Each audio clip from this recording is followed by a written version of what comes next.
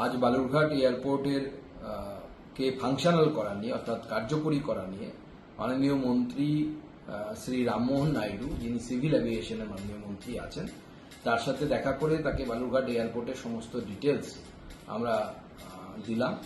ইতিমধ্যে আপনারা জানেন, আপনাদেরকে অবগত করাতে চাই যে পশ্চিমবঙ্গ সরকারের তরফ থেকে সমস্ত রকম সহযোগিতার আশ্বাস আমরা পেয়েছি মাননীয় মুখ্যমন্ত্রীর তরফ থেকেও।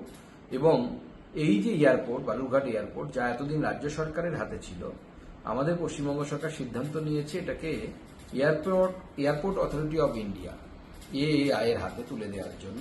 এবং এয়ারপোর্ট অথরিটি অব ইন্ডিয়া আগামী দিনে এয়ারপোর্টকে নিয়ে এয়ারপোর্টকে কিভাবে কার্যকরী অর্থাৎ এখান থেকে কিভাবে বিমান চলাচলের ব্যবস্থা করা যায় সে বিষয়ে সর্বতোভাবে প্রচেষ্টা হবে, মাননীয় মন্ত্রী কথা দিয়েছেন। আমরা আশা করছি যে আমরা সফল হব এবং প্রয়োজনে আমাদের কিছুটা লম্বা করতে হবে আমাদের রানওয়েকে, তারও বিষয়ে কথা হয়েছে এবং মাননীয় মন্ত্রী অত্যন্ত গুরুত্ব সহকারে পুরো বিষয়টি দেখছেন।